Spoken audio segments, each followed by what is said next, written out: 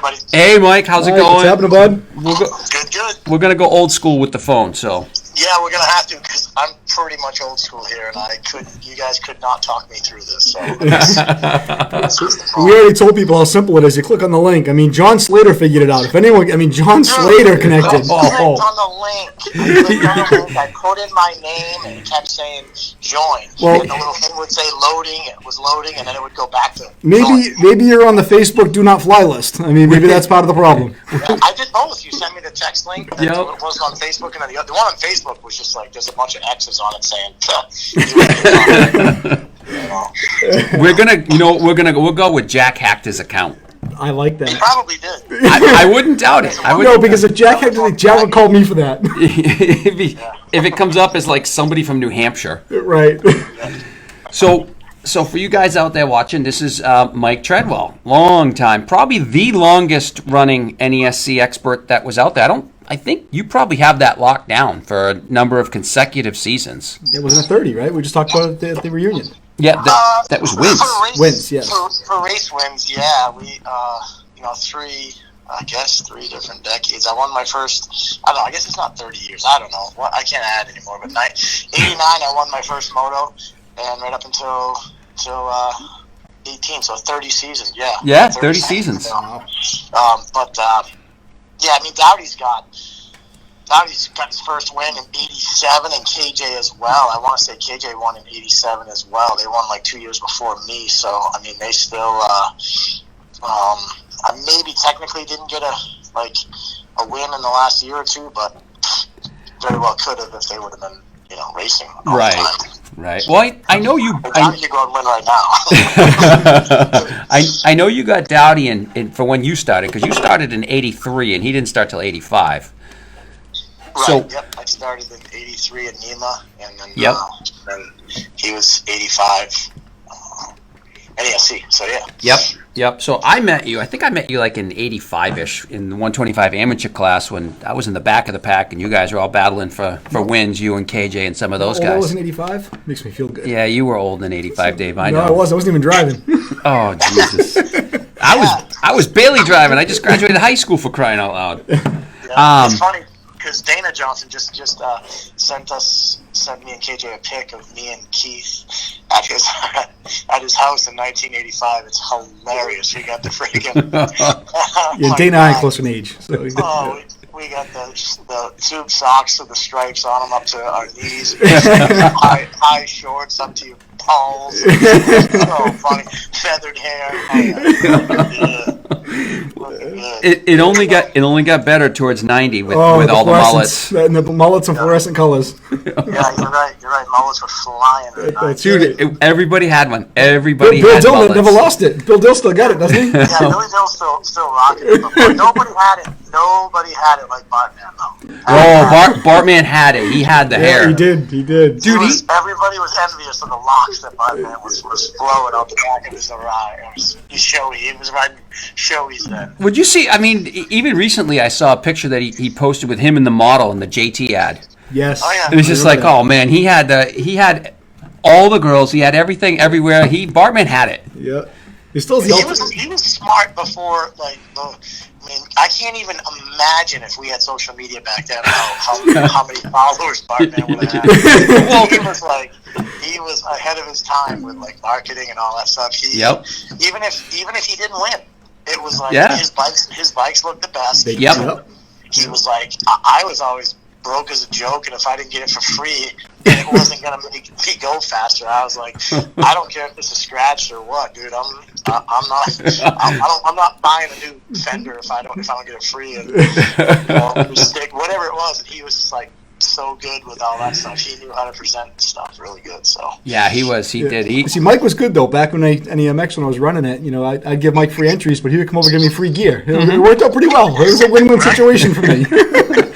I hear a lot of people say that Mike used to give him gear though. Yeah, I remember Mike coming with new boots and everything else. I'm like, this is great, good stuff. Well, everyone else used to have tag sales and all this stuff. Once they got rid of their gear, I just gave it to them. Yeah. Gave it to my buddies. Yep. Exactly. There you go. Every once in a while, you'd have a new pair of boots and be like, "Hey, I need you to break these in for me." Well, that was great. I think some of the best boots I got from Tread, they were pre-broken in. They were like wearing slippers. It was great. So you got an interesting story as to how you ended up in Canada. I don't think a lot of people, especially the guys that ride now, I don't think they realize how the NESC worked with split classes back then. Yeah, I don't even know how I started racing. I mean, I like didn't know that they existed. I you're right. And everything that I've got, I mean, I've growing up in Maine, like nobody. A couple of my friends had dirt bikes, and we rode the trails. I never went on track. 1982, I actually could have started a year early, but one of my friends heard about a race in Waterboro, and I convinced my father to drive. It was still like over 2 hours for us to get to Waterboro, like 2 hours and 15 minutes, and we lived in Maine, so it was coming south. Yeah, so east to west, kind of. Yeah, we go to the race. I'm like, I don't know, 11 or 12 years old, whatever I was then, and I get hit open novice classes going up in Waterboro. I'm standing. Remember that big back sweeper? I do. When we ran it, like when you came down the hill at the very bottom of the hill, you had a right-hand sweeper, and then you went back up the hill. Yep. You kind of went opposite the start, going down, and then you swept left. Yes. I mean, swept right and went back up the hill. Right. I'm standing there watching the races, and I get dinged with a rock. Noggin, get friggin' knocked silly. I'm out. I got a big black eye, and my father's like, yeah, you're not racing dirt bikes. You got hurt watching, so it took me the whole year. Like, and they were all big bikes. There was no little bikes. Right.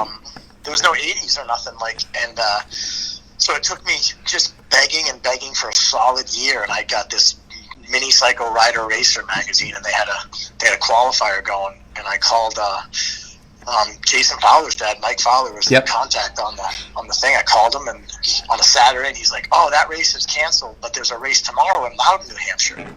And like, I had to just like promise to cut 10 cords of wood and split it, stack it, and do everything to go to the races the next day. And then I went to Loudon, and it was a NEMA race, and then boom, I did good. I think I got like a 4th or 5th in that race in the 80 novice class, and then that's cool. Then my father was into it, and he was like, "Oh wow, this is pretty cool." Well, more importantly, Mike, did your parents make you wear your helmet around the pit area so you didn't get hurt again walking around? No, they didn't. They had kind of forgotten about getting knocked silly into just watching. Only I get knocked silly just watching a race, That's a great story. Oh man. So anyway, that's how I started racing, and I didn't know about. I would hear about NESC. I never raced Southwick or Petrol. Yep. That year, and I had heard that there were really good tracks and stuff. And then the next year, NEMA got to race Southwick, so that was the first time I raced Southwick. Was in '84. So I raced 80 Expert. I was 80 novice that first race in '83, and then I made Expert that. I didn't make it by the end of that first year, but I made it like 2 or 3 races into the 84 season. And then I rode like that 105. I guess it was 105 Open it was called. And then the 80 Expert class the rest of 84. And then I went to NESC on the 125 Amateur in 85, and that's where I met you. Oh, yeah. Yep.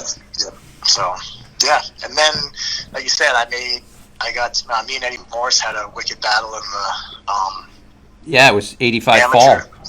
Yeah, 85 Fall Series. Ziggy was in there. Brian Leary. Yep. Andy Cat and Zero. Yeah, Andy Cat, that's right. And then, the first half, Nucci smoked us in the first half. He was on fire. Kicked our asses. Did Henry ride 85s? He was just 125. No, Henry... He was right. I tell you what, I watched Doug that year, at the end of that year, and he was coming on fast. I was like, holy crap, you're ripping, dude. I remember... I was just going to say, I remember seeing him at the end of 85, and he had that KX125 that just everything was falling off of, and the announcer at Middleborough was like, "Watch this Henry kid, he's on the gas!" And we're like, who the hell is that? If the bike can stay together. Yeah.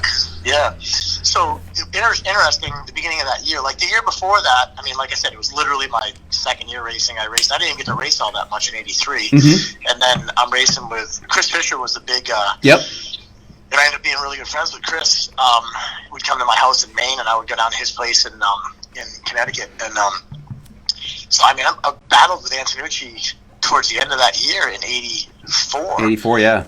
And it was me, Timmy Lemire, year, Teddy D'Onofrio, Ziggy, like there was some fast guys, and then John Pierre was Super kind of fast. Yeah, and so kind of going into that next year, this is how naive and just kind of like idiotic and didn't have a clue about racing. I did not ride my bike. We went to the first Middleborough race of the year. Yep. And we still had like 2 feet of snow in Maine. Like I had not even looked at my bike. It wouldn't start. This is how crazy it is. It wouldn't start in Maine. We couldn't get the bike to start. So I had gotten a new KX 125 and 85 KX 125 at the end of 84. Yep. And I rode it at the last NEMA race. And so we have this long story, but you know how I can talk. But, it's okay. We had this big, huge St. Bernard. My sister had a horse, but then they sold the horse, blah, blah, blah, whatever.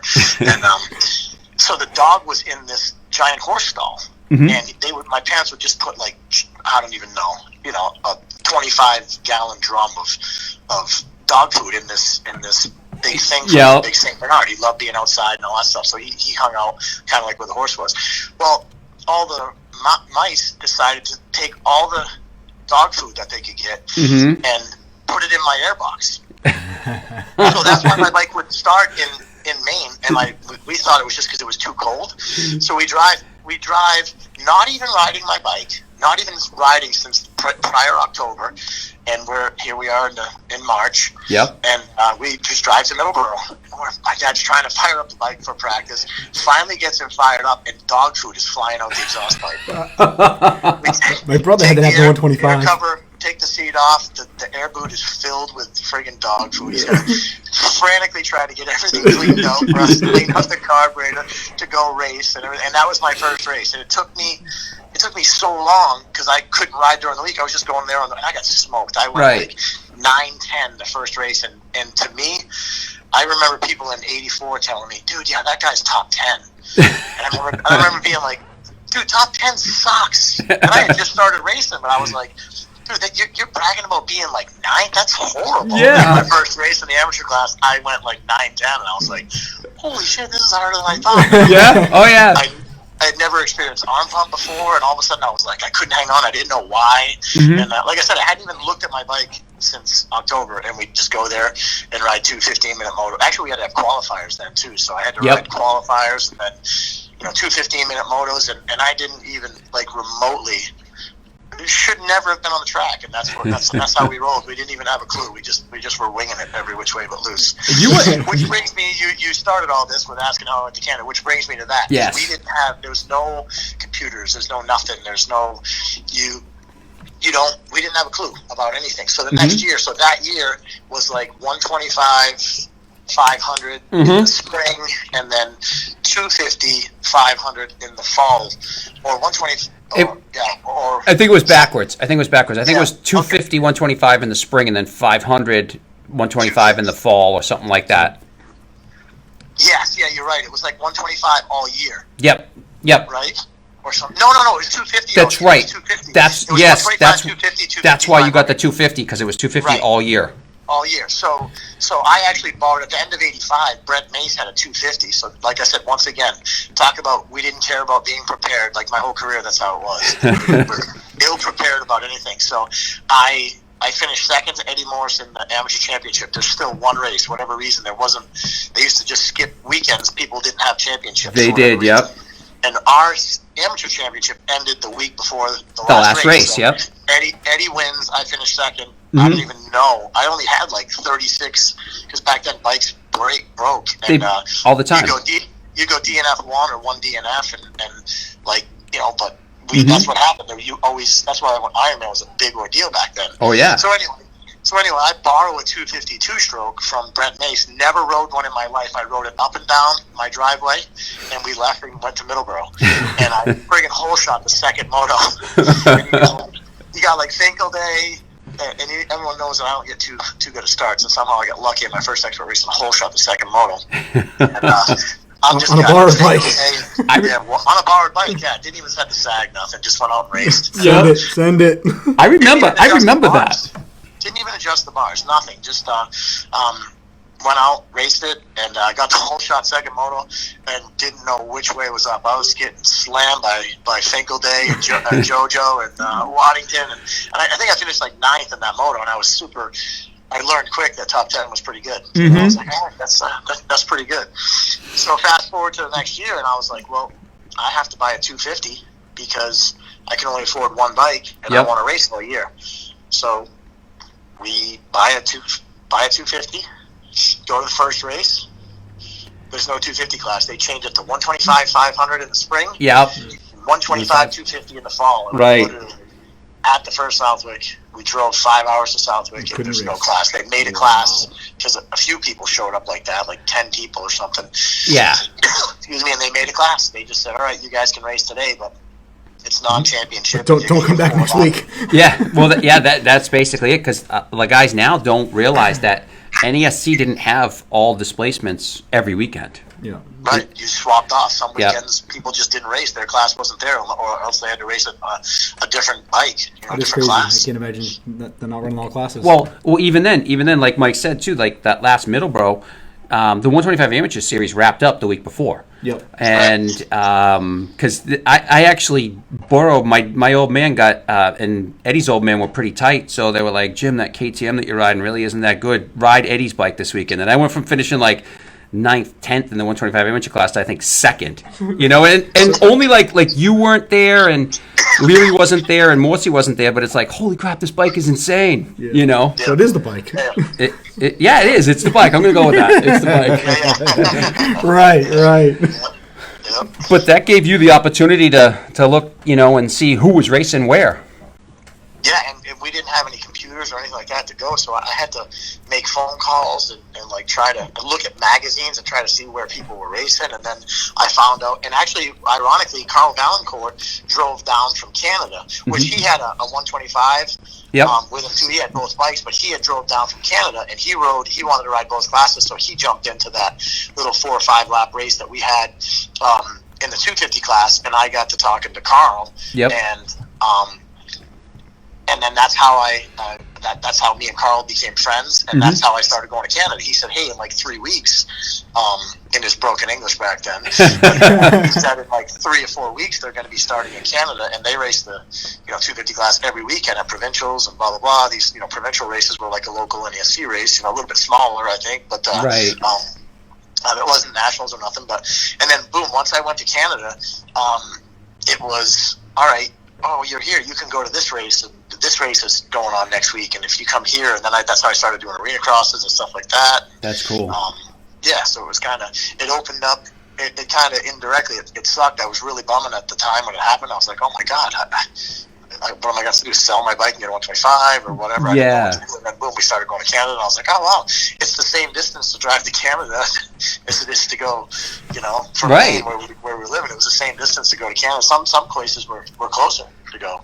I definitely remembered that one day, because I remember you whole shot in that race, and I know we've talked about it a little bit here and there too, but then all of a sudden for a couple of years Mike wasn't around, and I'm just like, what's going on? And then after I had made expert, I think you came back like somewhere around 87. Yeah, a little bit. I was kind of in between. I would race when I could. In NESC and stuff, and then plus I was still in high school. I was big into sports in high school. I played football, basketball, and baseball in high school, and it was like I was going to college to play basketball and all this stuff, and I was like, oh man, what do I do type of thing, you know what I mean? And it was kind of so I wasn't racing. I wasn't putting a huge amount of effort into racing. It wasn't until I was like, all right, this college thing sucks. And I'm not going to be playing for the Celtics at any time soon, so I'm going to try to give racing a try, you know what I mean, and see what happens. And then that's when I first went to Florida with Keith and John, and in '88 to start the '89 season. I kind of raced.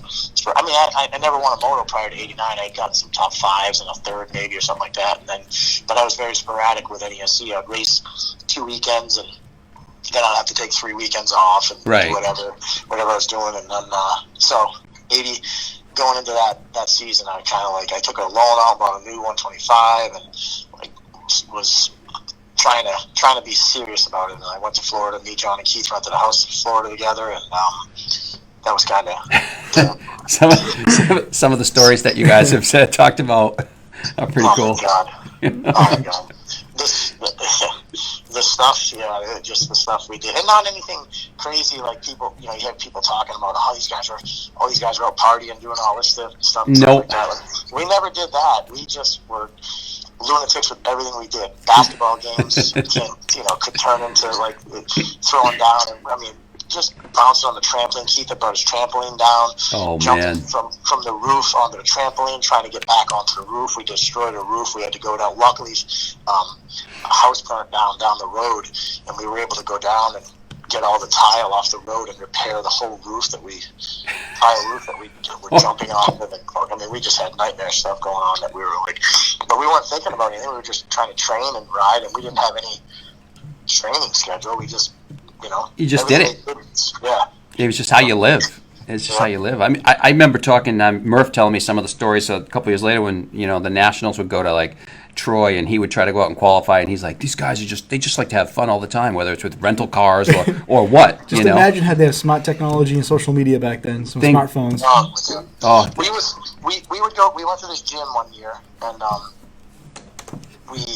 we got to know the girl that was managing the gym.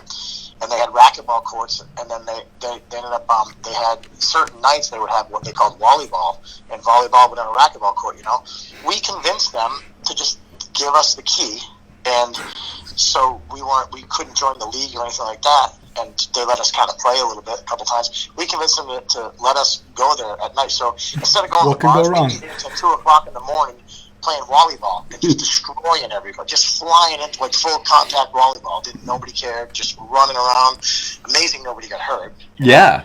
But we did stuff like that all the time. Like just anything we could do would be competitive and get a workout and do whatever. I remember me and Keith, like we were trying to bench press. Like we were like, yeah, let's bench press 225. That's like the worst thing you can do for racing. But we're in there just pumping on, thinking we're like badass. Like, all right, I'm gonna put 2 more plates on here, and we're gonna be badass. We didn't have a clue how to train.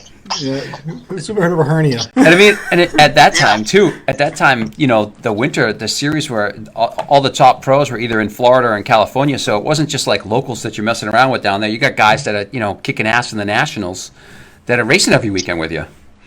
Dude, that winter series back then. First off, like money wise, like you could I feel bad for the guys nowadays because you could make money back then if you put in the time. But they were 30-minute motos, and we were doing 430s, 125 and 250 class, 430s, and it was there's $1,000 to win from Suzuki. There was qualifiers every week. I mean, you had Bradshaw, Stanton, you had guys you had factory guys that were there all the time, and Laraco was there. Laraco was a mainstay. When I first started going, Hannah was always there. Yep. Keith Bone, Ron Machine. There was people all were the making time. money. It was like a national every weekend. Every weekend, it was just that was your normal winter series back then. It was crazy. Yeah, and and then when the season kicked off, it kicked off in Gainesville. So come February, all the pros were in Florida. Yep. Yeah, all of them were there, and I always felt like we had an advantage because we rode 2 rounds of the winter series there, and I was always like, all right, this is good, Yep. I remember. all those years that you guys were down there, I remember seeing guys like JoJo going down, and just everybody from New England, that was at the front was down there. It was crazy. Absolutely. You had all the guys from New England. You had New York guys. Chris Coleman, Carlo Cohen, Kirk McMillan. All those guys would be down there. Yep. And then Karsten. you had all the Canadian guys. Yeah. You had Barry always there. And then you had all the Canadian guys. Peterson.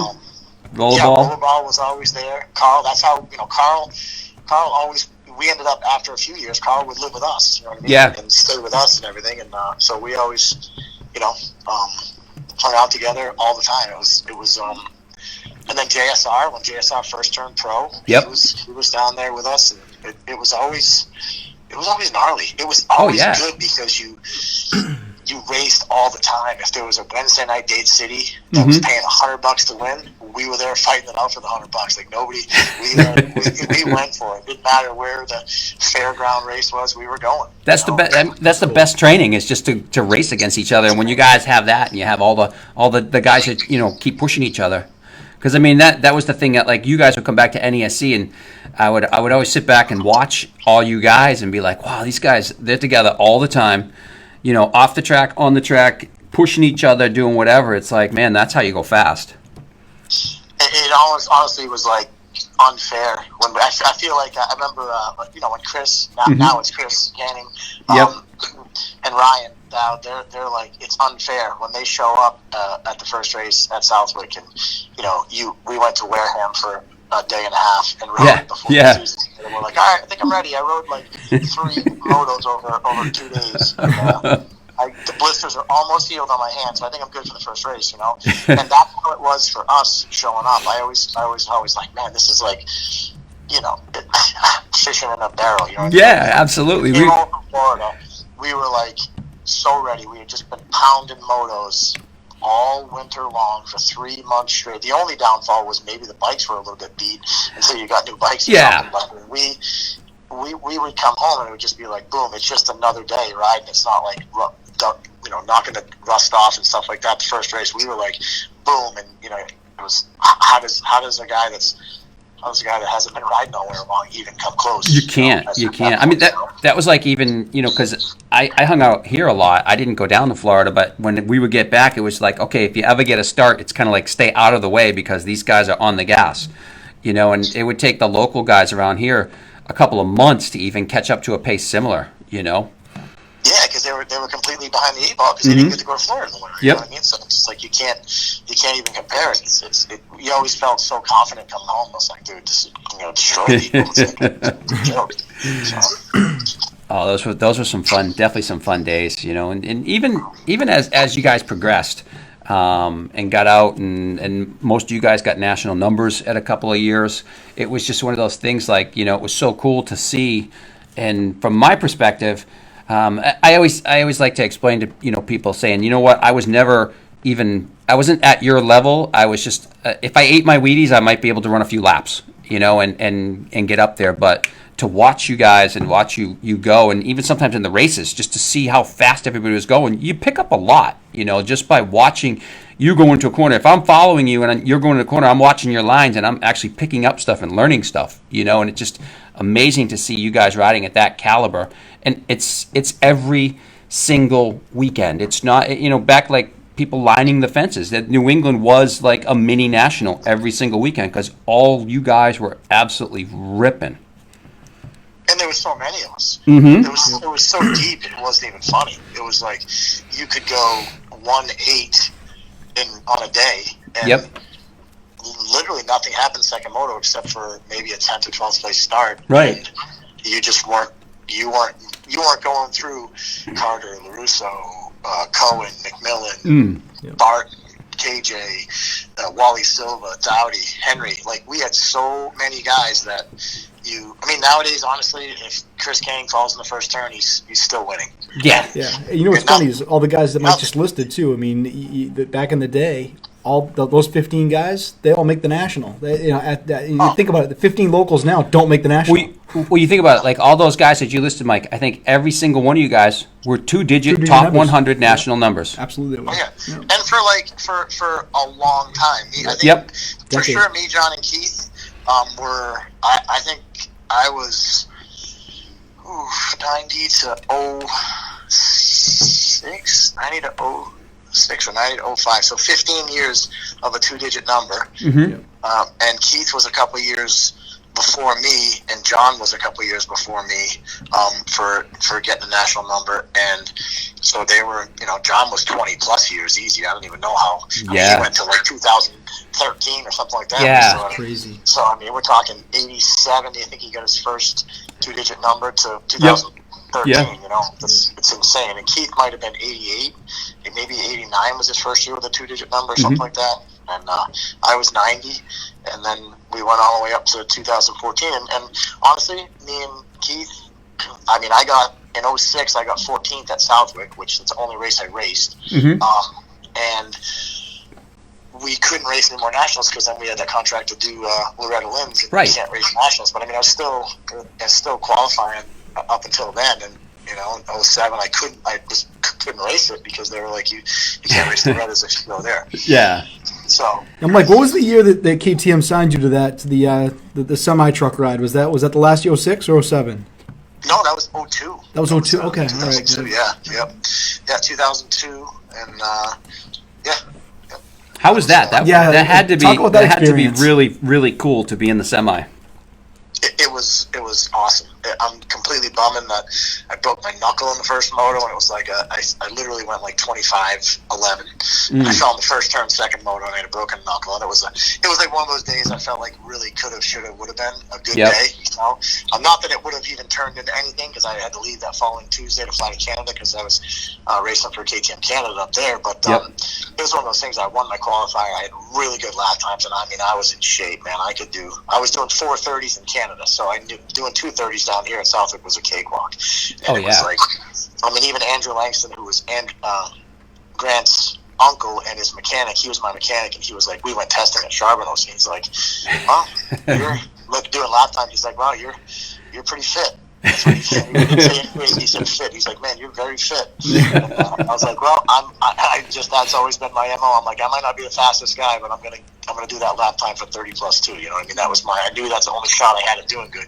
Yeah. Was being able to do it every lap. But yeah, that was sick. I always used to say, because I grew up racing with John and Doug, and I always used to tell everyone when they used to give me the excuse that, oh, my bike does it, my bike this, my bike that. I'm like, dude, I grew up racing against Dowd and Henry, who those guys rode on bone stock motorcycles. I mean, I was in a bone stock bike too. You know, I mean, I would have Pro Circuit pipe or something like that. You know what I mean, and try to do that.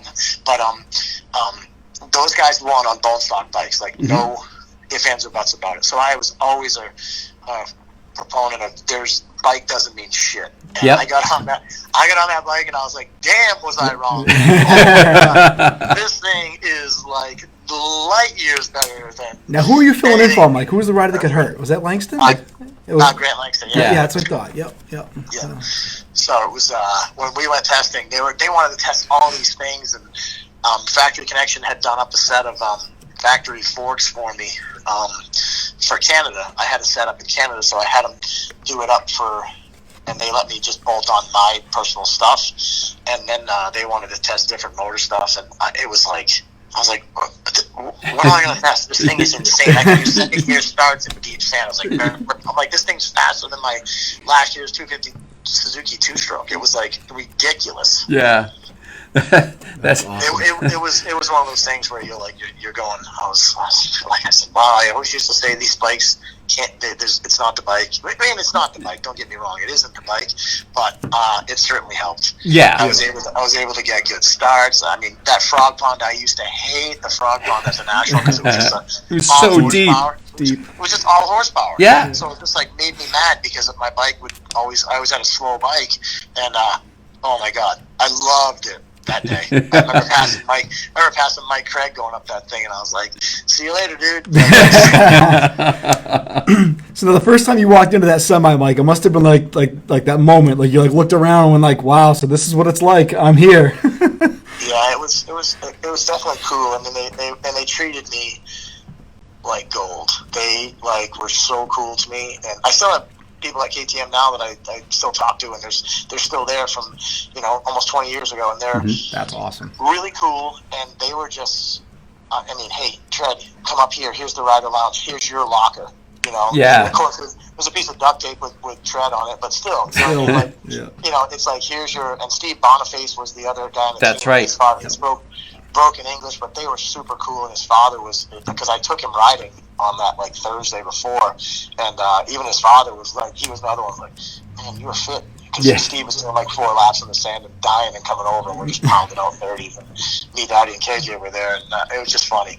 But they were totally cool. They were just it was just a cool experience. And honestly, the biggest thing for me that I loved about that is my dad and mom got to come, and my wife, and they just were like, this is yours, guys. And I was worried about my parents being around and having them feel like, oh, we got these, and they weren't like that at all. They were like, listen, this semi is your semi. That's Come cool. in That's for awesome. free.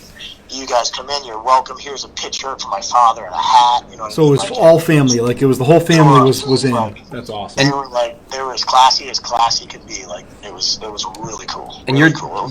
your dad too.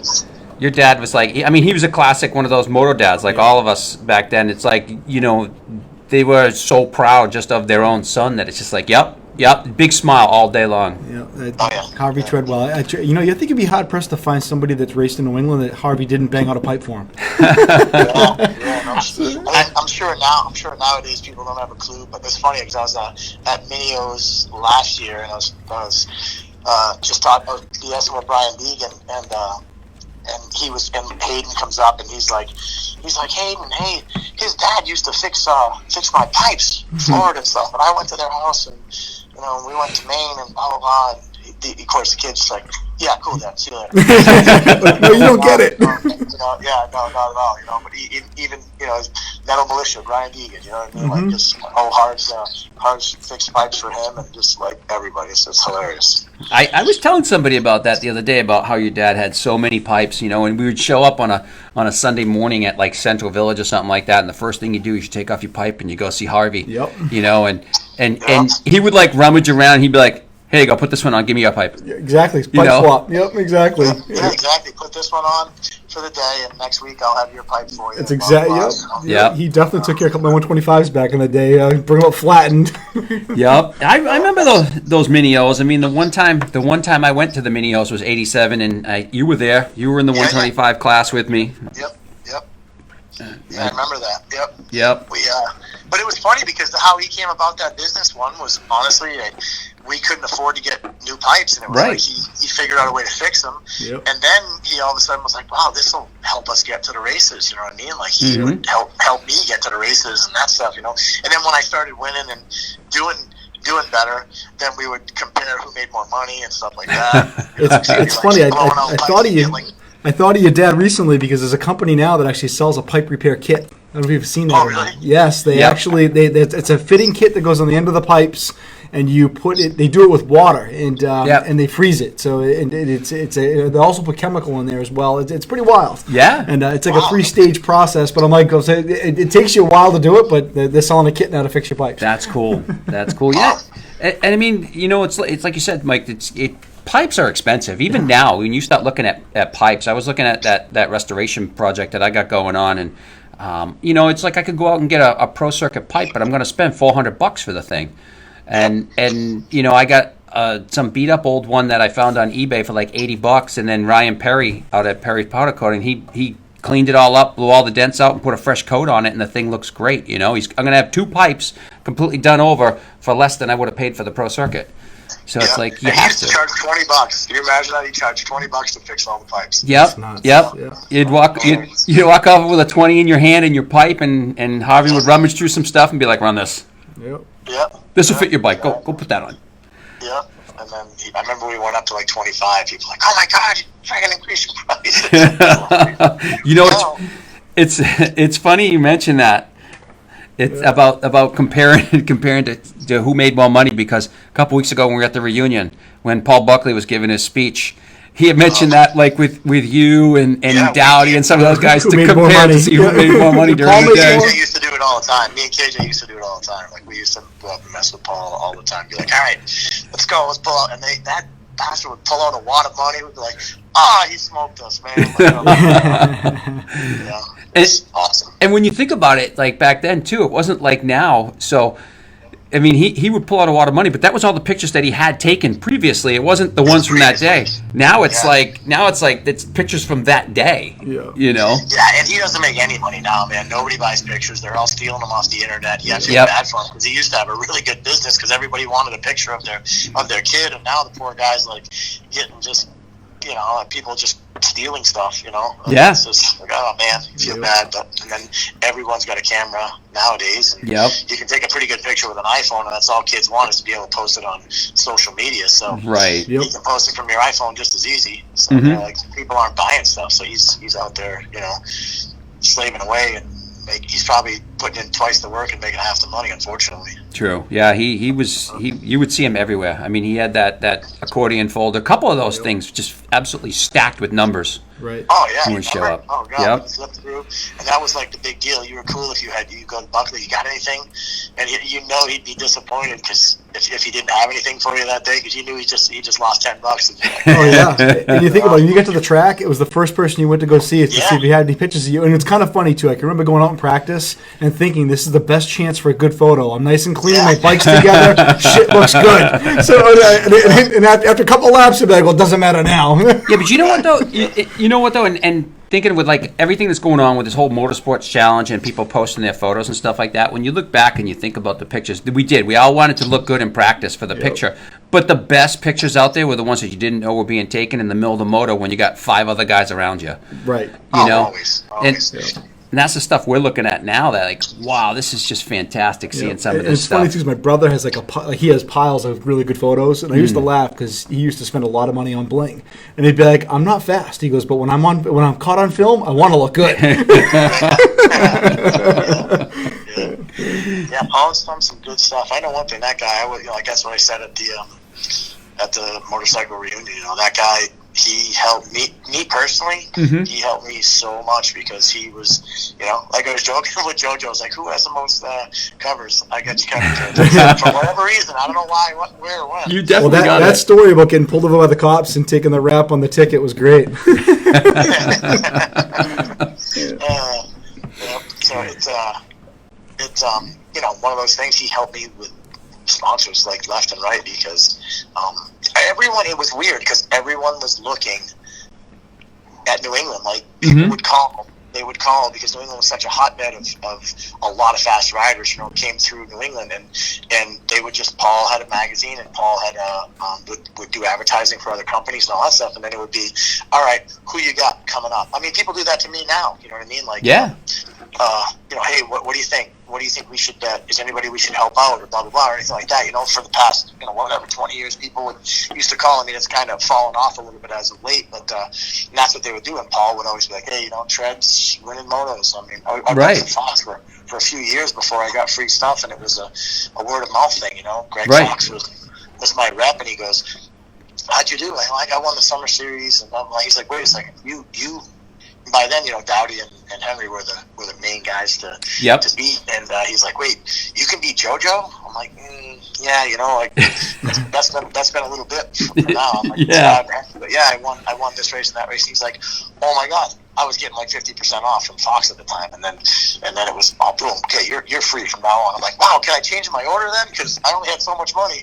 I don't think this order that I'm giving right now, but and I rode for them for another like 10 years. So it was and that was just stuff that Paul always helped out on. Paul would always be like, all right, hey, this guy's going good. Help him out. Yeah. Yeah, exactly. I mean, back then it was like like you said, it took a long time to earn it, and you got, when you got to that level and you got free stuff, it was earned, not like now where, a C rider expects it, and it's come on, man.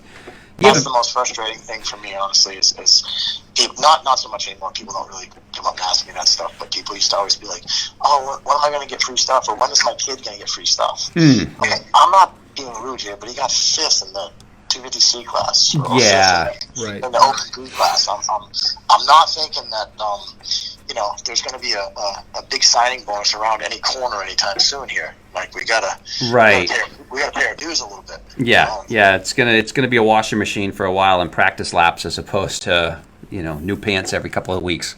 Yep. Yeah, gotta make some sacrifices. Absolutely. That's cool. That's cool. And now you're with FXR. Yeah. There's probably going to be some changes this year. I got some stuff going on. But yeah. Anything you can talk about yet? If not, well, it no sounds big like deal. a tag sale is coming down the line. So Tread, we're still about the same size. I'm just saying. Right? Well, according to Jack, I'm in like a 40, so I don't know. No, screw Jack. Dude, what the hell was up with that picture the other day with the reading glasses and stuff? I mean, it was like, holy crap. We had Jack is just ruthless. But we had a 50th anniversary from local, for the line local. Yep. That I belong to, and so we had like 650 people at this party, and it's at Foxwoods, and so I was giving a speech, and of course the guy that's there taking the photos and all that stuff posted on Facebook, and then Jack sees it's kind of far away, the original photo, but Jack does his magic and gets it really close with my face and everything like that. He loves to do that. Oh, yeah, I'll never forget, like when he ever had that camera. You guys are going to Florida, and he took the picture of you in the back seat, and it was on, like, from that point forward, it was like, who's going to get the worst pic of each other? I think you got him back, though. I think you got him back. Yeah. You know what's funny? He texted me yesterday, and he wasn't gonna. He texted me the picture. He's like, "How do I not post this? This is killing me." And I said, "Listen, how do I not rag you?" He said, "I said, dude, you rag me all day long. You think I said I have thick skin? You think anything you're gonna do is bothering me?" And then he finally posted the picture, and people are commenting all this stuff. And then he sends me back. He goes, "I look at this picture and I say, how does this guy beat me every week?" Of course, my response was, "You don't think everyone else in the class looks at you and says, 'Oh my God, how does this guy beat me?'" Right. I said, "Give me a break." People Right. look at you and say, "Oh," so it's comical. He's one of a kind. He is. Yes. I mean, he's been riding mountain bikes with us pretty much, virtually every week up until the mini O's, and it's just been like, Jack, hanging around with Jack once a week has been. I remember what it was like back in the days when we were racing in the vet class around 2000. As my mom used to call him, he's an acquired taste, and not like a fine wine. Yeah, but you know what though? No. He is. Everybody. My wife hated him when she first met him. She wanted to kill him, and now she's his biggest fan. She loves him after. Oh yeah. But you know what's funny? He just kills me with. I just want to. I'm probably gonna have to stuff him when the first time I see him. I'm gonna have to, he says. Yeah, I mean, he's so judgmental. He's like, "Oh, hashtag thin to win," all this crap that he's got going on. He's like, "Too fat to finish," hashtag, all this stuff. And he's so judgmental. He's like this. He's like a born again. Now everyone's bad. He lost a couple pounds, and now he thinks he's Richard Simmons. He's like a training guru. I'm like, Richard Simmons. Yeah. If I hope I don't see a picture of him with short shorts and a headband on. I'm going on YouTube. I'm gonna Richard Simmons Photoshop coming up. You need to, because obviously you saw my skills on with computer stuff. I couldn't even get on the friggin' site. Mike, I'll take care of you. I'll Photoshop a photo and get it over to you. You can use it. There you go. Perfect. I need that, because he's just like he's a piece of work, but. I wouldn't change it. What are you gonna do? Oh, I know. Everyone's got a Jack story. Everybody has a Jack story. Yeah, and he does have good podium speeches. He does. Yes. But he just kills me with that. He literally told me, "Dude, I'd love to get you on the." I mean, he's been mountain biking for like 3 weeks now, and he's like, "I'd love to get you on a mountain bike." I'm like, "Are you out of your mind, dude? You really think you're like that good? You're gonna dust me? Like, give me a break." Well, he's 100% serious too. He's like, "Oh no, dude, I got a feeling that you'll be like a bull in a china shop and all this stuff." And I'm like, "Yeah, bull right over you, dude." Yeah. Well, when he rides with KJ and Chris and Justin and those guys. I always see him on the ground. They always got the pictures of him on the ground, and then he'll come out and he'll ride with us. And I'll be like, "Dude, please don't crash, because you come ride with us. We're a bunch of old guys. If you crash, I'm never going to hear the end of it." And he'd hit the dirt a few times, but we didn't put it on social media. That's funny. Yeah. And it's funny too. Everyone enjoys getting Jack. I'll never forget. About 5 years ago, I was down Wareham, and I think I told you, a deuce and a half M35A2, big military truck, and I straight piped it, and the pipe came out right behind the cab, but the truck was up on 52-inch tall tires. Oh shit! So I roll in, and Jack jumps up on the truck, and he's jarring at me, right? So he jumps down, and the thing is, the military truck, I could blip the throttle, and everyone's seen a big diesel truck roll coal. Yeah. Well, I could not only roll coal, but I could throw soot out of the exhaust pipe. But it hit Jack square in the face, and when the dust settled, he looked like Marvin the Martian. All you saw was these two white spaces. He was beyond pissed. He didn't talk to me for like a month. So everyone around me was like clapping and cheering. They were like, "That was awesome." That is awesome. That's good. Yeah. And when he talks about when he goes mountain biking with Chris and KJ, like he leaves out the fact that they're on regular mountain bikes and he's on an e-bike. Yeah. Yes. He's like, you come down here and go, blah, blah, blah. I said, dude, of course I won't be able to keep up with you. You're on a friggin' e-bike. I'll run the other bike and I'll do this and I'll do that. I want him to come out and run the regular bike when he comes with us once in a while, because I'll tell you what, I mean, Teddy Blackman, I've been riding with Teddy Blackman, and he just absolutely can thrash it on a mountain bike. And Jack on the e-bike can hang close. But even Ted and a couple of the other guys, they're always waiting for us, and I feel bad because I'm in the back trying to catch up, trying to catch my breath. But I went with Chris. I got pretty decent trails near my house. And Chris, I've gone with Chris Canning, and I feel bad because he's like waiting for me. We'll go up there and be, all right, well, first chance it turns, wait for me when you get there. He's waiting for me to get there. Chris is awesome. He's totally cool about it. He's like, hey, at least you guys are 50 years old. At least you're out here with me. He goes, I can't even, I don't have my friends my age out here with me. So he's like, so it's good. But he's a good sport about it. He waits up. But, don't you love it when it's like you come up to them and you're like, yeah, sorry guys, and like, don't worry about it. Don't worry about it. It's all right. And the whole time you're thinking, yeah, they're going like, where the hell is he? Yeah. Exactly. What the hell's going on? And then the worst part is when you ride out here with those guys, and Justin rides with them. Kokonos is just riding wheelies everywhere. That's all he does is ride wheelies. And you look, I can't even make it up this thing, and he's riding a wheelie. Yeah, he's 17. Yeah, I know. Youth on his side. There's a little bit. Yeah, exactly. There's a little bit of difference right there. You know what though? I don't know if those guys told you. We had a classic though when we went with those guys. When we went to Wampatuck a few weeks ago. Justin was doing wheelies and he's clipped in, and he decides he's going to do a no-handed wheelie. And we're kind of all hanging around, catching our breath, talking, and we hear boom, and we turn around, and there he is, flat in his back, stuck to his bike. Oh, nice. Nice. I was like, you all right? Yep, I'm fine. I thought I had it. He's another one that's fast as hell. That kid, he can rip. Yeah, and I mean, being as young as he is, Chris is mid to late 20s now. He turned 25 this year. 25. So he'll be 26 next year, I believe. So he's right there. He's right in the sweet spot. But Justin is like no ceiling right now for that kid. He's 17 years old. Phenomenal. Absolutely. He's just got to get his head in the game when it comes to bigger races. That's all, because he can when he's feeling it, he can kill people. He just kills it. You know what I mean? Like he's good. He's just got to get it. He's got to get the right mental state at the bigger races. We saw him when he's out there just having fun and there's no pressure. In that 125 race, especially at Dilla, he was absolutely on the gas at Unadilla. He won Redbud. Crazy. Yeah, we won one time at Redbud. So yep. He's definitely got it. He just has to. If he didn't have bike problems, he would have been up in the mix with Billy this year at Southwick. Oh, for sure. He was on it. So there's a couple guys, but yeah. So being in it for so long. And I know that I think some of the guys had asked me to ask you this question. And what do you think about like the changes in format going from years ago when we had, like we were saying earlier, we had 4 20-minute motos a day, and then to like the shorter motos, more classes, shorter motos. I mean, what do you think about the format change and how it flows with the day?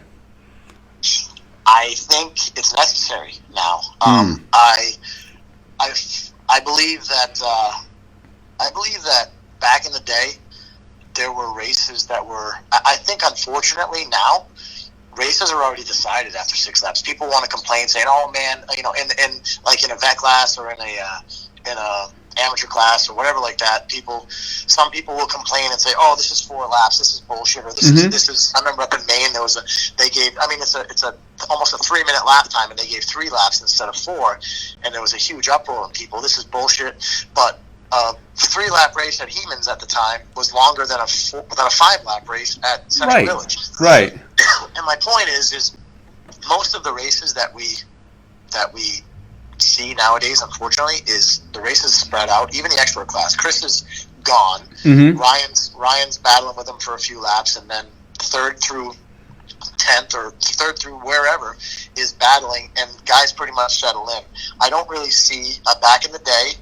There were a lot. I'm it's notorious for Jimmy Meenan to make last lap, last corner passes. You know what I mean? Yeah. I know. I made a lot of late race passes just because I was in shape and 20+2s were there. I just don't see it anymore. I don't see guys and the cost of racing, insurance, everything like that is through the roof. We only used to have, 10 classes at the most back in the day. Right.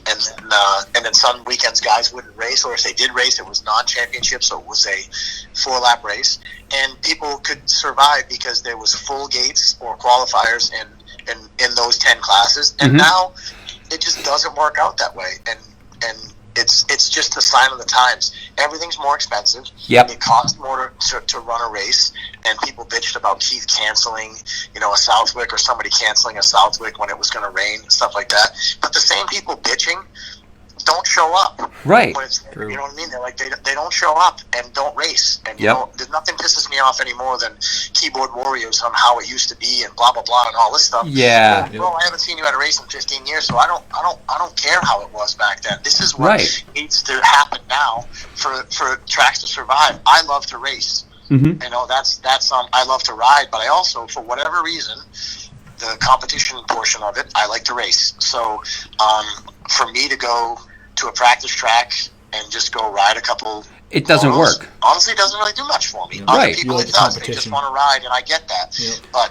in order for a track to survive nowadays, you have to have multiple classes, and you have to have because you don't have the entries that we used to have. We used to have 3 qualifiers to get into a 40-man gate. Nowadays, oh my God, if people didn't get a chance to race, let alone not get a trophy. I mean, the friggin' entitlement that people have nowadays. Imagine if they went there to qualify and didn't get to race. They only got a 4-lap qualifier. Yep. Oh my God, we'd have a revolt. So it's like, unfortunately, that's what has to happen. But the way I see the way the format is now, it's different, but it is what it is. And me personally, I'd much rather have longer motos because I feel like I get better as the day goes on. But that's not. I have to learn. I have to learn a new racecraft, basically. I have to learn to sprint. I never used to like sprint motos. Remember those few years we did the heat finals? I hated those heats. Me too. I never won any of those stupid heat races. Tony would hole shot or Scotty Carter would hole shot. Yeah. And then they're just running scared for 4 laps, and it's like there's no way you're going to get those guys. Track was smoother at that point of the day, and you're not passing those guys. They're fast. And but a 20-minute moto plus 2, all right. I get past guys on the last lap so many times, and so I would much prefer longer motos. But guess what? It's not feasible nowadays. It's just not happening. And guys that think they're going to do better. I'd honestly put it out there that most of the guys complaining that they want more lap times. Their lap times drop off drastically after 4 laps. Drastically. Yeah. I remember, back, it's funny you brought that up with the heat finals. Being a guy that I pretty much only rode just the 250 class. I didn't ride the 125. So I always liked the 420s because 250s were always the last moto of the day. And you guys had already run 3 20-minute motos by the time we got down to it. So if I practiced, and went for stamina, by that last 20-minute moto, I was still in relatively good shape. But then you put the heat final in, and you got guys that normally would finish 20th in a long program, all of a sudden mixing it up and pushing you or passing you in a heat final day. Yep. Exactly. Dude, we let Jack win a heat race at Middleborough. We let Jack win it. Me and Keith, we were like, all right, you got to get the start. He gets a good start. We ran blocker and let him go by us, and then we ran blocker the whole race, and he got a win. So that's his claim to fame right now. He's always like, anytime a new expert will come in, he goes, "You ever win a moto?" I want an expert moto. It's a 4-lap heat race at but they were legit. There was no qualifier, so they called it a heat race, but it was really just to save time. Yeah, it's just a gate pick race. It was the same exact guys, and they gave you they gave you like 15 points or something like that if you won or whatever like that. But or maybe they didn't give points that year or something like that. But yeah, you gotta, so we would just dick around in those heat races and try to manipulate them any way you want for a gate pick. And miss the jack. I love it. Well, then you get to the 20-minute moto when you lap them. Right. Exactly. So Mike, speaking of running with fast guys, let's talk about your latest trip down to Florida. So yes. Speaking of hanging out with fast guys, so for those of you that are still tuned in, we got 40 people still watching. Tell us about your trip to the farm.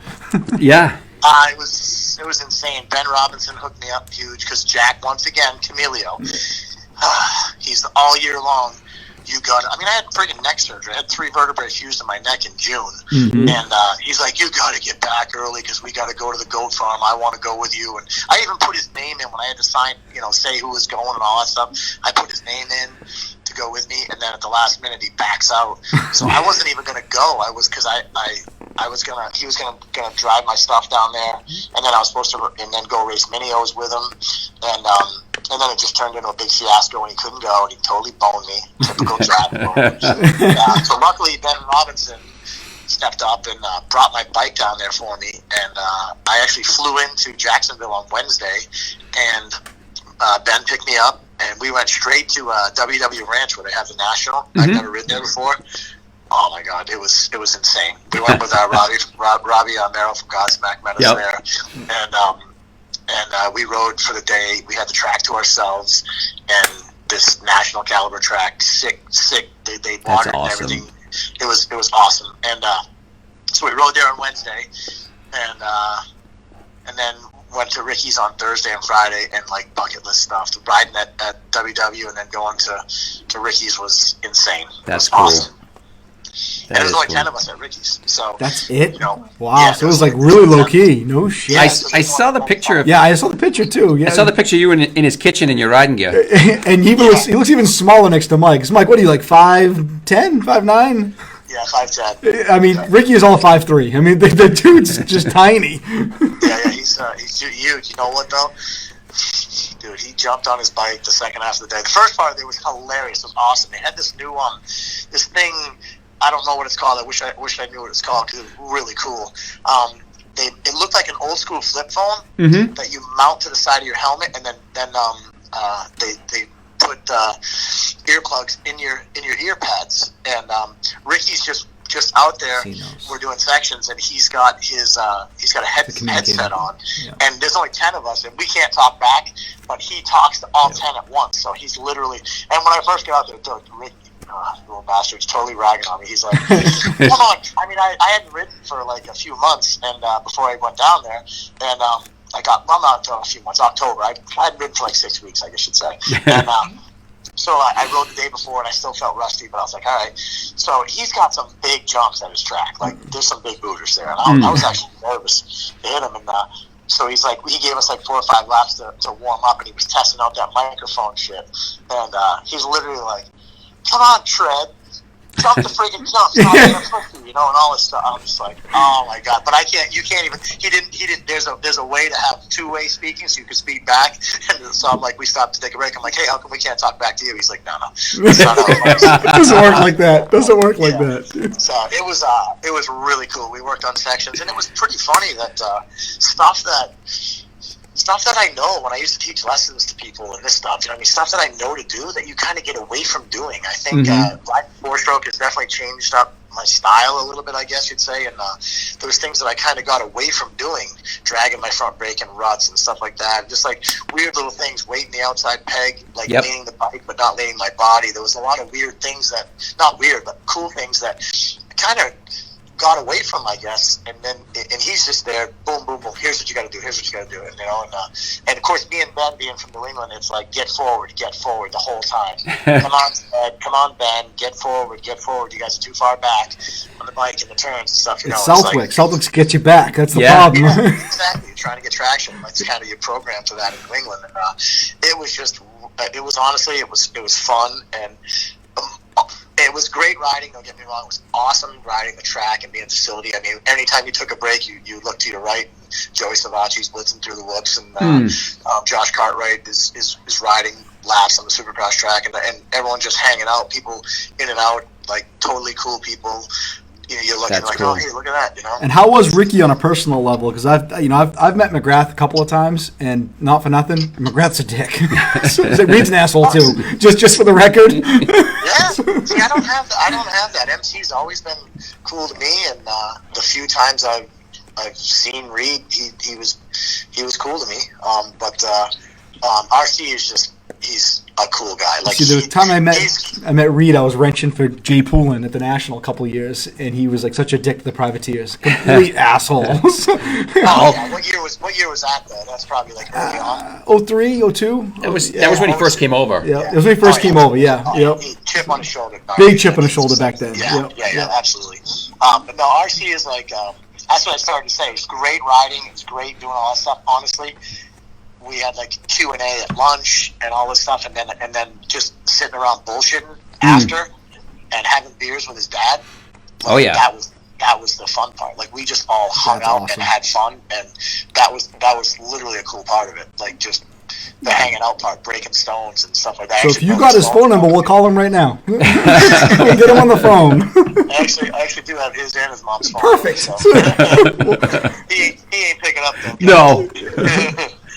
Yeah, well, that's funny because I think I've told you before. I fly the drone a lot over at Wareham, and I've worked with Matt Light because he rides down there with his kid from former Patriot, and I've held his phone and flown his drone, and I've looked right at him. I said, "What would I do?" I said, "What's in here for phone numbers?" He goes, "I got everybody in there." And I said, "I'm this close to calling up Tom." Well, it's funny because like you got with Ricky's number and stuff, and I got different kids that'll talk to me and be like, "Oh my God, you got Tread's number, you got Doug Henry's number, you got." I'm like, "Yeah, don't think you're gonna get it." Although we've proved Facebook, we can call you through Facebook. It doesn't matter. We can hit that dial button. Yeah, but I'm like, come on. It's funny because I had a missed call for Facebook from somebody. I don't even know who it was. I'm like looking. I'm like, do I know this person? And I had a missed call on my Facebook Messenger. I'm like, how would I even answer this thing? I've never done it before. It's just like a phone call. Well, it happened to us about a month ago. Ralph Masiello, obviously, Digger's cousin. We were doing a live show and we just went off the rails. We started calling people, and he puts up. He goes, "You guys can't call me. You don't know my phone number." I looked at Jim and I went, "Watch this." Oh yeah. And I called him through Facebook, and he picked up. He's like, "Son of a bitch." yeah, that is funny. That is the stuff like that. I'm totally not a techno geek guy. I'm learning. Dave fills me in. I've taken Jim under my wing. So I've been doing IT for almost 25 years. Yep. Yeah. See, I'm like the opposite. I'm like, oh man. That was how NEMX started. Technology. I started. I bought Trackside and I did digital result. I did printouts for results, not hand scoring. You got me to the point where I look at my cracked iPhone screen and I just kind of like, oh man. So it was definitely one of those things where it was really like a bucket list thing, and it's That's cool. so cool. Hopefully they do it. I guess they've been doing it for like 10 years now. I was joking because Ben's they joke and said when they give you your that diploma when you're there, I was with Ricky to get the picture there for the diploma. They're like, and coming up next we got Ben Robinson who's getting his PhD in RC University. He's been there so many times. He's been to I think he's been to every one except one. And yeah. Now you were the oldest guy there, Tread? No, Barry Karsten was actually there. Oh, Karsten was there. I didn't know Barry was there. Oh, that's cool. Yeah, Barry was there. Galen Dixon. It was actually a vet fest because it was me, Barry, Galen Dixon, Alan Alford, and then there was a couple vet guys that I didn't know, and then a young pro kid that I didn't know who he was too, but he was fast. He was quick, and then Barry Karsten's kid Corey, who's fast, and then who else? Oh, Mike Jones and Steve Roman. That's cool. Oh shit. Yeah. So Jonesy just rode on Friday, but Thursday he just he hung out and helped Ricky. Rode around the quad with Ricky, and Jonesy didn't want to ride on Thursday, so he waited until Friday and just did pounded laps. Nice. Cool. Yeah, I've met Barry Karsten really a couple cool. times. So yeah, he used to ride Waldo once in a while, NEMX. Yep. Right? When Yep. we used to get Carlo would come up and ride, and he would come up when Carlo would. So, Carlo's a good dude. Yep. Really All those guys. I mean, it was great being able to be in the pits and hang around and line up on the gate with you guys and not finish last. Yep.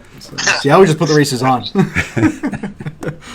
Yeah, so hopefully I get to go again next year. That was definitely cool. It was definitely a cool experience. So that is cool. Absolutely. Yeah, some of the pictures you put up are awesome. It was like that's such a cool event. And yeah, you know what's good for me is once again I didn't Jocelyn, Ben's girl, took all the pictures and sent them to me and did all that stuff. She was awesome. And, of course, Ben took the fat picture of me and sent it to Jack. And 10 seconds later, it was on Facebook. One with no shirt on, so I can, I literally text Ben. I'm like, really? There will be repercussions for this. There will be fallout. He's like, don't worry. You can call an Uber to the airport, Mike. Well, we've got dirt on Jack, so when you're ready, when you want to get Jack really good, we got some inside information for you.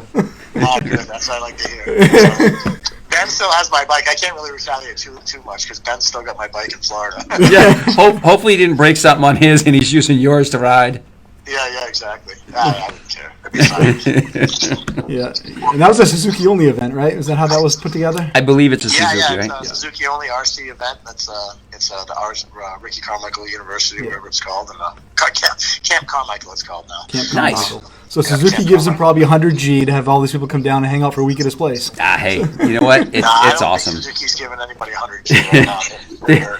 They're not even. I don't even think they're giving JGR anything right now from the looks of that shop and all the motors that they had stacked up already. I think they're just working with what they got. Leftovers. Yeah, I know that their budget's pretty tight and stuff, but they do the best with what they can. You know. Yeah. They got Yeah, I really hope Suzuki turns something around and it's kind of funny. Suzuki's like KTM of yesteryear.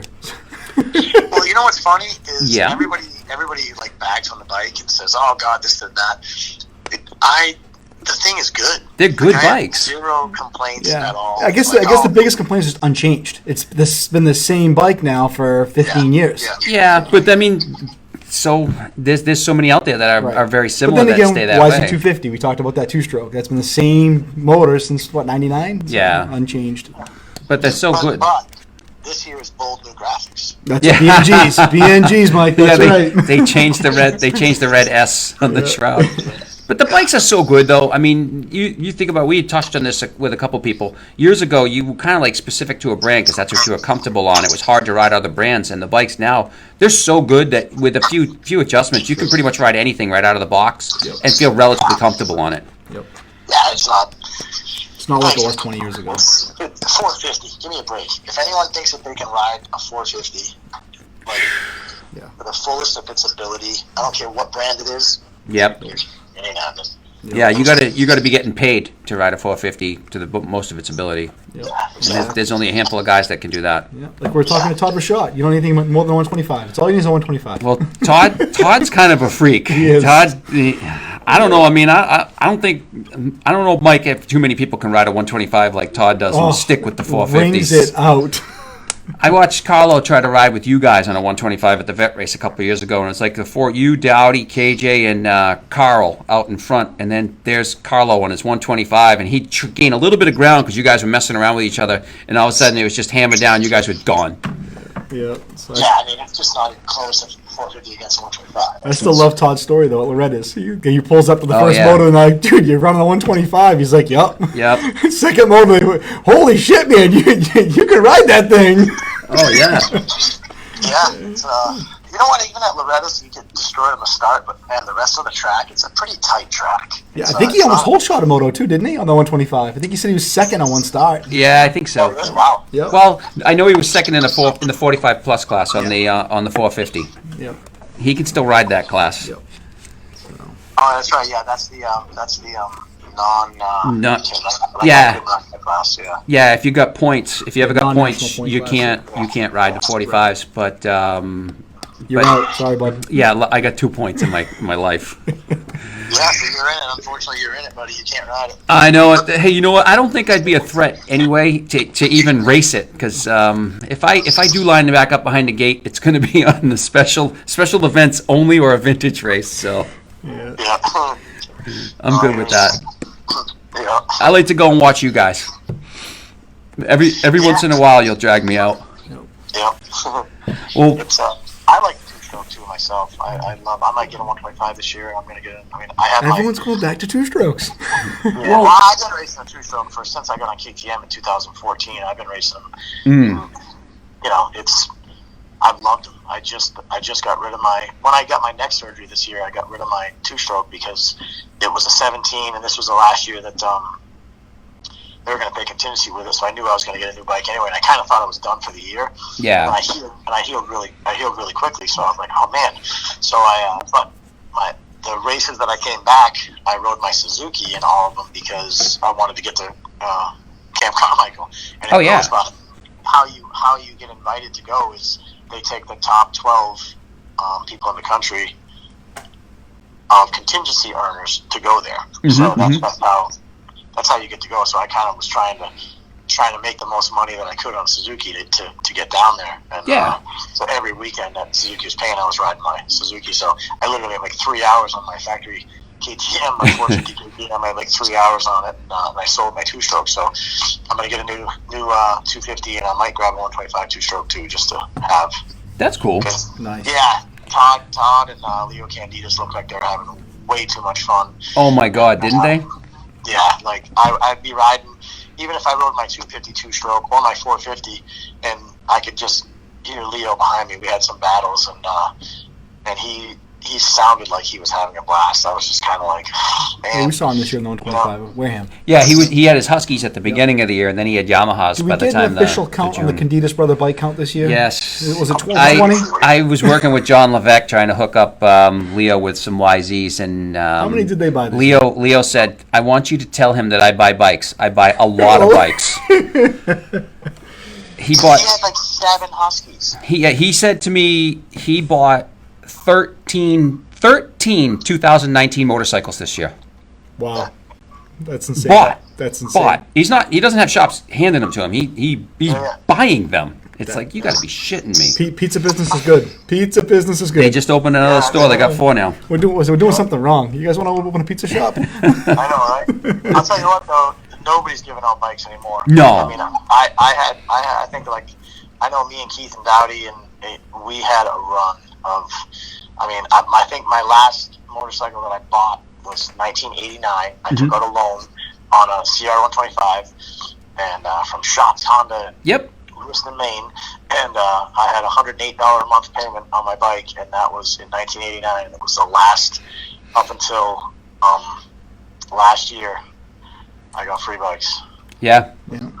So it was like, good run. There was years that you got free bikes that you got to keep, and then those were great years. And then most of the time it was, you dealership gives you a bike, you use it for the year, and you give it back at the end of the year, well prepped with full stuff on it and everything like that. You know what I mean? You took care of the bikes and gave them back to them in good condition, and then they just, they took a little bit of a loss on it when they sold it. That was your sponsorship type for the year, but they funded it all. Nobody's doing that anymore. It's just that's unheard of. I remember those days where you get a bike and they would say, you know what, when you're all done with the bike, you can either refurbish it and give it back to us, or you can sell it and just pay us what we're into it for. Yeah. Right. Yeah. Exactly. And those were the days, because it was just like most everybody just handed the bike back and be like, here you go, take it, and you have a better platform to sell it than I do. Right. Yep. No, it was a. For me, heck, it was a really good run. That's awesome. Yep. Cool. But whatever. I don't mind. I buy bikes now, and it is what it is. I ride for Grant up at Motorbikes Plus, and he gives me a decent deal on bikes. That's all I can ask for. Just going to say, Mike, before we hang up on you, why don't you plug some sponsors? So who's been taking care of you for the last 3 decades? Oh, God. Where do you want to start? Yeah, well, Factory Connection. Yes. They're since they opened the doors back in 89. I think it was 89, yeah. 89 or 90 was the first year I rode from. I think they opened in 89, but I ran bone stock bikes all year in 89. I didn't even have suspension done, and it wasn't until I think it was 1990 that was the first time I ever got suspension done. I didn't even know how to set sag. I was winning motos, and I had a bone stock bike, stock silencer, and didn't even set the sag. I literally didn't even. I don't even know if we changed the oil in the friggin' thing. KX's. No, I was CR125. Oh yeah, that was 89. 90 was all KX's. 90 was Cowie's. That was the first year I was Team Green, and it was a nightmare. They went to that perimeter frame. Oh. And I just, I'm a big boy and I broke frames. I just, it was a first year design of that. That was like a craziness. Breaking frames and stretching the heads and blowing motors. I remember. That was a tough time. I remember battling with you in the points for like the whole fall 250 series, and it's like you would break a bike and I would pull out some more points, and then you caught me at like the last moto of the last year. I'm like, shit. Yeah, remember I had to ride my 89 Suzuki. And who does that? In 89 I rode a Honda CR125 and then I rode a Suzuki 250. Yep. I remember that. I remember there was a couple of motos. I was like, I just got to get through this last moto, and I got third lockdown in the series, and shit, Tread got me by a point. Yeah, literally, it was 1 point I beat you by too. It was like, and I had to ride because my Cowie that year just disintegrated, and like the frame was broken, and we carried a MIG welder in the truck. I remember because it broke all the time, and then finally the last like 2 or 3 rounds I had to break out my 89 RM 250. Luckily that we still had, that we couldn't get rid of, and it was totally just broke it out of the corner of the garage. I was like, all right, I got to race this weekend, and was able to squeak it out and get third at one point. It was like Dowd, Henry, you, me, and then I was like, that was a pretty big ordeal back then. You know what I mean? Like to get third to those guys, you were like, all right, this is we were battling for that shit, man. We were tooth and nail. Yep. I mean, you guys, like I said, you guys were always like right up in front of the motos, and I was just enough behind you that it was like, okay, I'm still in some points, and then something would happen to you, and I would pull out a little bit. And yeah, it was a seesaw battle. That whole it was crazy. It was fun though. That was definitely some of the highlights. I mean, those were so much fun days back then, just going out and hanging out with everybody and just having a blast. Oh, absolutely. So I mean, go back to the sponsors. It was Factory Connection from day one, and then Pro Circuit. I started buying stuff from them in like I don't even know what year, and then I got sponsored by them. I think in '92, like for real, and then been literally riding for them ever since. Mm-hmm. And then we were just out there. Yeah. So we just visited Pro Circuit. Yeah, and then like 100% goggles. Yep. Garnet boots forever. 6D helmets. 100%. The FXR has been helping me out for the last few years. Gosh, why am I drawing a blank? I should throw out HD Bike Repair, but he doesn't do it anymore. I still would though. Totally got to give props there. Yeah. Dunlop tires just hooking me up all for a lot of years. They were in the beginning of my career, and then I had to go away. Depending on what team you rode for, sometimes you had what you rode for tires and stuff like that. Pirellis and Michelin's. Yeah, exactly. Pirelli's I was Pirelli for a while, and then got the opportunity. Once switched back to Cowie's in like 07, went back to Dunlop, and been with them ever since. So it's been good.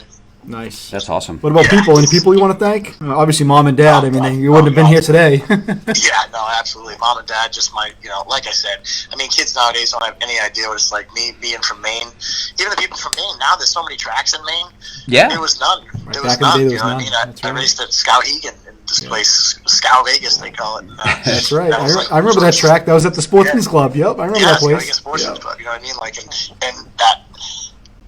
Now there's 207 and Hemans and all that stuff, and I was already expert in racing and doing everything when they had, I won at Bull Run. That was when they first started racing there. Yep. Like that was like a new track for everybody. Everybody thought it was a home track advantage for me because I was from Maine. They probably thought I rode there. I never rode there. That was new in '89. Well, we talked about this, how back then you couldn't ride the tracks. Yeah, well they closed Waterboro, and they needed somewhere else to go, so we went to Lewiston took over the Bull Run, took over the double days. That's right. Yeah, exactly. And it was like people like, oh, you must get to ride. I'm like, I never rode here. It was just a new track, and everybody else didn't have it wired. Yep. So it was kind of like, and it was hard packed, and I didn't grow up riding in sand pits. I just had trails that I rode, so kind of the hard pack stuff was, I don't know, it was easier for me, and so I always did good at Bull Run. Yeah. That was a fun track. It was good. Yeah, all those guys, like I said, Paul Buckley helped me out huge. Yep. I go back to Factory Connection, but Ziggy's been a great friend to me for, we used to drive from Maine and swing into his house in Barrington, New Hampshire, and have dinner with his parents, and then, drive to the races. Ziggy would throw the bike in the back of our truck and we'd drive to the races together. You know what I mean? Like, I've known Ziggy my whole life, you know? Yep. KJ and Dowdy, just like, not only like brothers to me, but, you know, the competition, and learned so much from them. And with everything, we pushed each other so hard, and just, that's shit that you'll never, you know, I mean, you don't get that.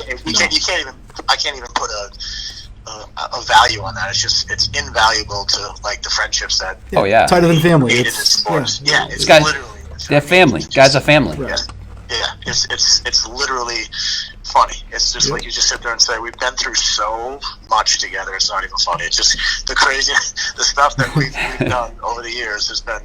It's just mind-boggling. You sit there going, oh, and we're in our 50s and we're still doing it. And you know, if you had a problem, you could pick the phone up tonight, and any one of those guys would be right there for you, whatever you need. Oh, 1,000%, 1,000% easily. You know, we already made a pact that we're going to Deschambault this year and racing the national. And it's also last year. I was wrenching because you were hurt. That's right. Yeah, well, you and Carl were wrenching next to you. You guys got to get the four of you guys out there racing. Drag Carl out. That would be cool. Yeah. So, but no, it's absolutely cool. And obviously, my wife and kids, because being 50 plus years old, I'm 50, just turned 51, and having my wife still be like, all right, you moron, you can go to the races and you can do this, and I'll take care of this at the house. And blah blah blah. She knows I love the actual racing portion of it. I think I get away with it because I don't ride during the week at all. I never practice, so I'm never gone during the week to, you know. All right, you know, taking off after work, like a lot of guys will go out after work and go moto, and they get home late at night and stuff like that. Cause, you know, I literally don't do that, so it's so I think that's why I can sneak away on the weekends and stuff. But you know, having a 19-year-old, my daughter's 19 and 16, going to be 17 here coming up. You know, they keep us busy, so. Yep, I know the feeling. It's nuts. So they're very, very good to me and allow me to do all the stuff I love to do, and so can't complain. Can't complain at all. Awesome. Well, I definitely want to. I'm sure. Thank you for coming on. A bunch of sponsors, but. Oh yeah, definitely. I mean, thank you for coming on. It's been awesome. Anytime. I appreciate the call, Mike. Anytime we get to talk, it's always fun. I mean, talking about the old days and the new days and some of the stuff that you've got to experience has really been a cool thing. Yeah, I feel very fortunate. I've been able to do a lot of stuff, you know, and we didn't even touch on the years of, me, John, and Keith racing in Canada. Yeah. Us three traveling Canada together, and it was just insane. It was such a fun summer. Like, I think it was 04, that 04 year. Me and Keith were riding for Honda, and Dowdy was Suzuki, and we just traveled the country together. We'd fly in, so cool. You know, all our flights were booked together. We were on every flight together. We stayed in the same hotel room together. We had this one rent-a-car between the three of us, and we just boy, that poor rental car.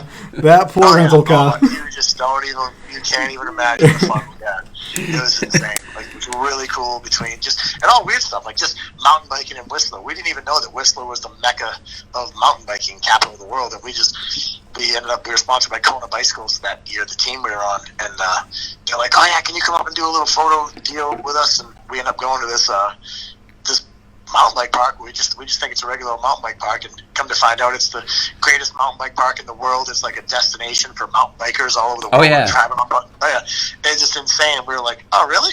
We thought we didn't have anything to compare it to. We had no clue at all. Hey, now we got Charlemont, so. Yeah, well, I went there. I know. We went there, and that's what we were talking about. I was like, yeah, you know, in 2005 was the only time I was ever on a mountain bike park, and Eric Susi was there with us, and a couple other guys, you know, DeBellis. Jeff DeBellis was there, and Shad Wilson, and it was like all kids from the 90s and racing, and they showed up with Brooks. Hamilton called them and was like, all right, you got to show up. And we were bench racing on the ride up on the lift, and we were having so much fun. It was just like a totally cool day. But we were telling them, they're like, that's the only time we've ever been downhill mountain biking. I'm like, yeah, that's it. That was it. Holy shit, dude! That's like the destination capital of the world for mountain biking and stuff. And yeah, believe me, I could write a book on this shit. It's crazy. And you guys had Doug there too, so everybody's like, look at that guy, he's freaking crazy. Oh yeah, and so fast. I'm not even bullshitting you, Doug. Like, I got ahead of Doug on one of the trails. Yeah. I had to move to the side because he's all up in my ass and literally jumping by me.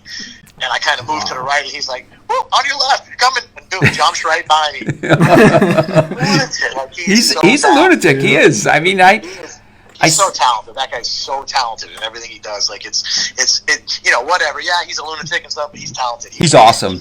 He's awesome. He can do stuff, and it's pretty cool at all the stuff that he's good. It's like JoJo. JoJo's good at everything he does. Play really, and it was super fun. That's cool. We'll probably have to cut it off because believe me, I get off subject and we can talk all night. There's so many. It leaves room for a second phone call, Mike. That's just because we got to call you back another night. Yeah. That's all. Yeah. Actually, we already called you once before. We already called you a couple weeks back. Oh, that's right. Yeah, we just ragged on Jack the whole time. We did. That was a fun night. We tend to do that a lot in our show. Is rag on Jack. Well, you know why? Because every time we call Jack, he doesn't pick up. He's busy. He's engaged now. Because he's with Blossom. He's not allowed to. He's not that he's not allowed to because Blossom will get out of me, but he just doesn't. He doesn't call anybody. He doesn't answer anybody when he's with her. He gives her his undivided attention. So, well, he's engaged now. I mean, the only time Jack calls me is when he wants something. When I call Jack, he doesn't pick up. Yeah, exactly. Yeah, if he's going to the races and he doesn't have any tear-offs that weekend, then he'll definitely pick up. I'll work on him when we go mountain biking. Be like, Jack, come on, you got to pick up the phone. You have to. So. Awesome, dude. Well, we totally appreciate your time tonight. Yeah, it's been good. Solid audience. We've had over 30 people on the entire time, up to 55 at one point. So. That's great. Yeah. So. Wow, look at us go. Old guys. Who would think you want to listen to old guys bench race? Who would think? There you go, right? Yep. All right, guys. All right, Mike. Have a good evening. Thanks, you too. Have a good night. We'll talk to you. Have a good one. Mr. Iron Mike Treadwell. He is a good time. Oh yeah, no, it's fun. I've just in my own period of time for racing, I had a lot of experiences. Like I said, we came up to that last series and it came down to the last half a lap, and Mike ended up getting me by one. Whose bikes going to stay together? And you were on green bikes then too, right? I was on green bikes. No, my bikes were good. He rode a little bit harder than I did, so he stretched those bikes out. But I was battling with them. You get a little bit nervous once in a while, but I can imagine. you get used to it. That's so cool.